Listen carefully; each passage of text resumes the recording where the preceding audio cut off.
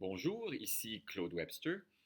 Dans ma série de capsules vidéo sur la préparation à la performance, cette semaine, j'ai pensé faire un spécial musicien, encore plus particulièrement un spécial chanteur.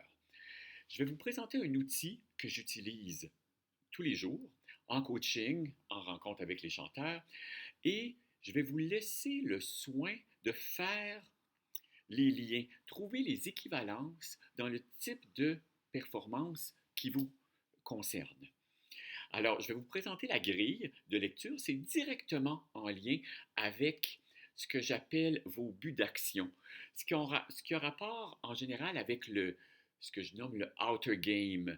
Il y a l'habileté que je mets en place sur scène et il y a le côté inner game, c'est-à-dire le jeu plus psychologique que j'adresse dans la préparation, que ce soit calmer le mental, se centrer, faire face à vos peurs et même dans la clarification des buts.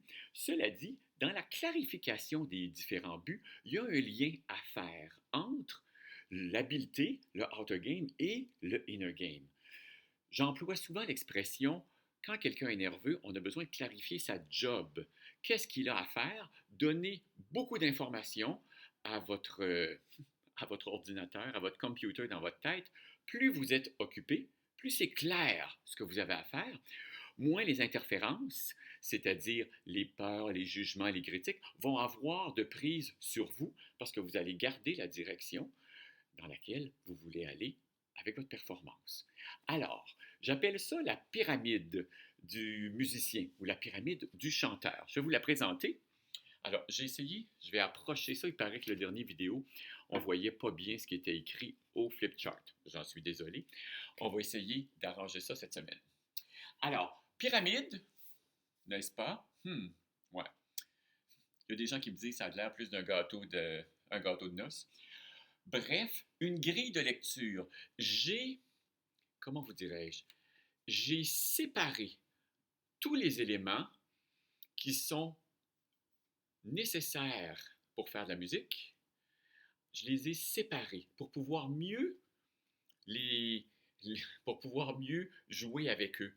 C'est évident que plusieurs de ces éléments-là sont interconnectés, sont interreliés entre eux. Cela dit, pour les besoins du coaching, pour les besoins de l'enseignement, pour les besoins de la préparation, c'est souvent plus clair en les séparant. Alors, ce que j'appellerais la base, la fondation de la pyramide, c'est un peu le côté cuisine.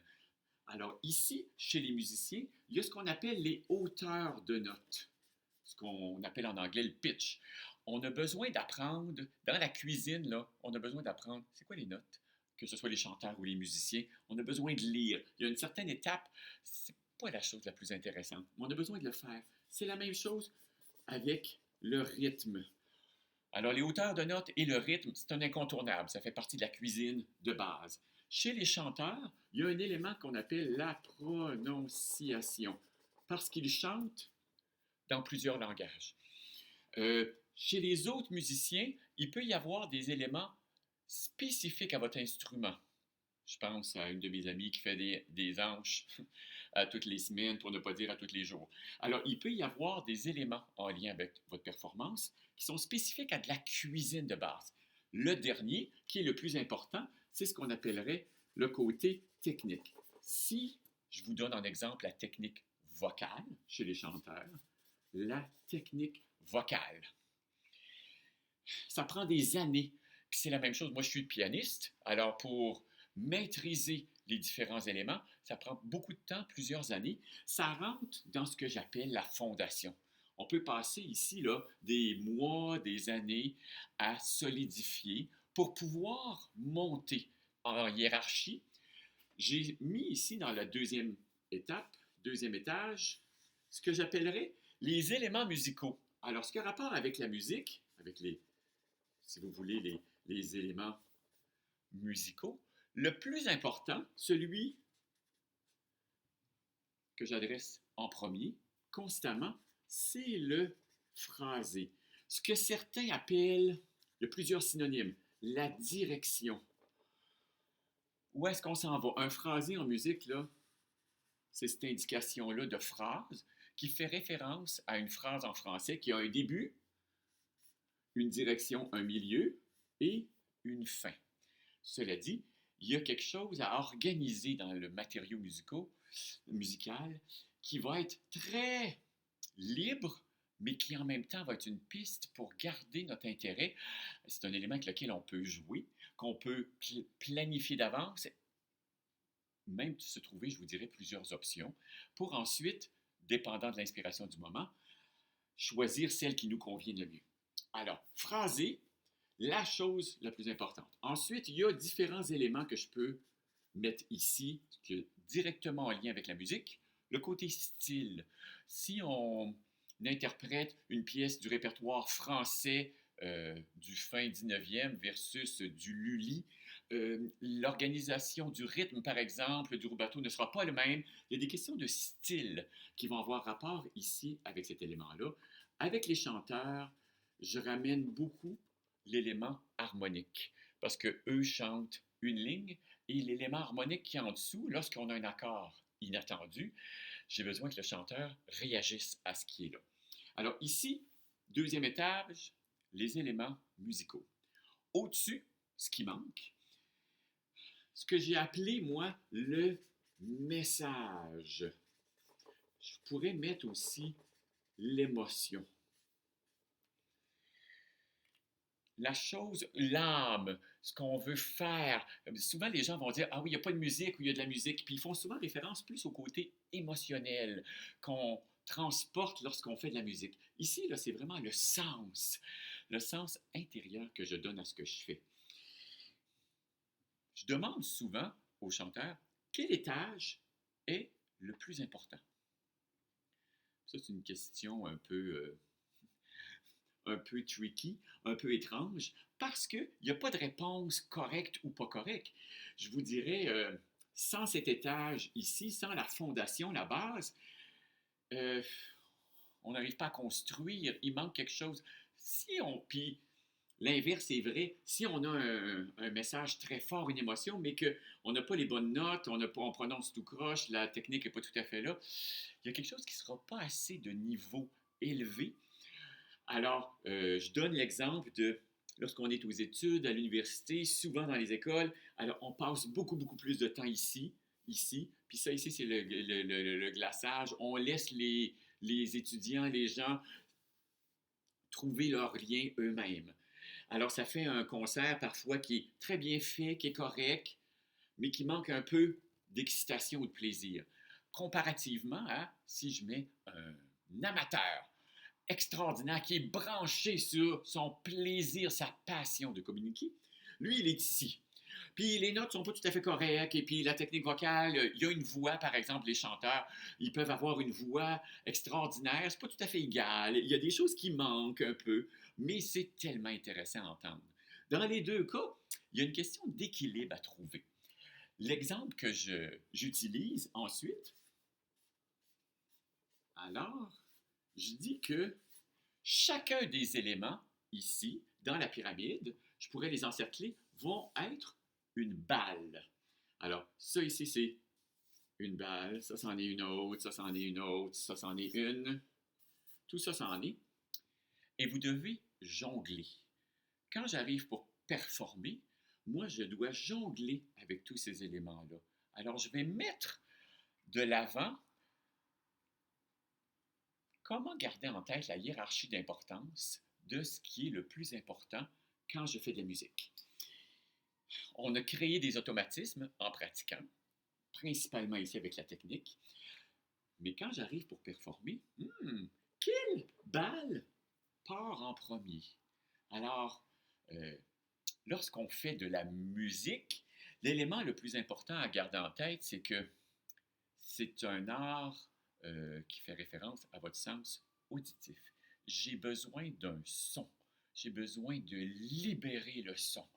Alors, c'est clair qu'il y a quelque chose ici avec la technique vocale ou avec la technique point, selon votre instrument, qui va être primordial pour pouvoir libérer. Ici, avec la technique vocale, chez les chanteurs, j'utilise différentes choses, mais je vais simplifier. Je suis un coach et non pas un prof de chant. Alors, j'aborde les différents éléments d'un point de vue beaucoup plus général, beaucoup plus dans la simplification pour pouvoir mieux en travailler avec ces éléments-là. Alors, la technique vocale, je la sépare en deux éléments. Ce qui a rapport avec l'endroit où le son résonne, le placement, et ce qui a rapport avec l'utilisation de l'air. Dans l'air, ici, je vais faire un lien avec la direction, la façon de jouer avec mon air, va me permettre de faire un crescendo, un décrescendo, d'aller jouer. Le placement, ici, va être directement, les résonances vont être directement en lien avec l'émotion. Tout ça, comme je vous mentionnais, est interrelié. Pour faire un son, l'inspiration, c'est le même mot en français. Inspirer, prendre de l'air. Les chanteurs ont différents éléments physiques à s'assurer pour une bonne respiration. Alors, certains vont penser plus à leur dos, sur les côtés, les cages, garder ouvertes. Il y en a qui vont commencer par vraiment expirer pour pouvoir ensuite laisser l'air entrer. Cela dit, c'est le même mot, inspiration, être inspiré, aller ici en haut. Alors, on va mettre ces deux éléments-là ensemble. Alors, chaque balle, je vous dirais, va avoir une enveloppe, personnellement, ici, là, que ce soit la direction de la phrase, que ce soit technique, il va avoir une couleur qui va être teintée toujours d'une intention émotive. Alors, d'où cette idée de jongler lorsqu'on est sur scène. Pour clarifier ce que j'appelle mes buts d'action, si je suis pianiste, je vous donne un autre exemple. Alors, j'ai des éléments très techniques. J'ai besoin de savoir où je m'en vais, mais dans ma technique, il y a des éléments physiques qui sont là. Mon ouverture au niveau des bras, au niveau des coudes, au niveau de rebondir, la fermeté au niveau des doigts, c'est ce qui a rapport beaucoup avec la création du son, le bout du doigt versus le poignet. Il y a un dosage d'équilibre à penser. Alors, quand je fais un son et que je le libère et je l'écoute, ensuite, je fais un deuxième son, je fais une phrase avec, mais chaque son a quand même une inspiration avec un lien émotif. Alors, je suis tellement occupé à réajuster, à constamment créer le son, libérer le son avec le plus de contenu émotif, tout en faisant des phrases, mon chemin est tellement clair que ça m'occupe l'esprit, ce qui fait que j'ai moins le temps de laisser les interférences entrer dans ma bulle, ce que j'appelle dans ma zone d'excellence. Je vous dirais, c'est un peu comme pour faire un dernier lien, c'est comme pour allumer un feu. Pour allumer un feu, on n'allume pas une bûche. C'est pas un gros morceau qu'on allume. On a besoin de plusieurs petits morceaux qui vont finalement, très facilement, une fois que les petits morceaux s'allument, vont pouvoir donner l'ampleur à la bûche ou les bûches qui sont sur le reste des petits copeaux de bois, le papier, les petits morceaux de bois. Alors, dans cette idée de un pas à la fois, un petit pas, chaque élément devient un petit morceau qu'on allume et qu'on met en lien avec les autres. Alors, je vous laisse, comme je vous disais au début, faire les liens. Lorsque je fais une prestation parlée sur scène, dans ma tête, il y a une organisation avec une hiérarchie, où est-ce que je prends soin d'un élément de mon corps, comment je me tiens, où va mon regard, comment je communique et je prends contact avec les gens qui sont dans la salle, avec qui je parle, à qui je m'adresse. Il y a le contenu, la direction, où je m'en vais, quelles sont les différentes idées avec lesquelles je vais jongler. Et il y a évidemment le côté émotif. Dans quel état je suis? Qu'est-ce que je veux leur apporter? Versus comment je veux réagir quand il y a différentes émotions qui se présentent en moi. Alors, je me sers un peu d'un plan pour mieux diriger où je m'en vais. Cette organisation-là qui va m'inspirer à clarifier mes buts d'action en situation de performance. Alors, je vous souhaite une excellente exploration de ce petit outil qui m'est très utile. Alors, j'espère qu'il le sera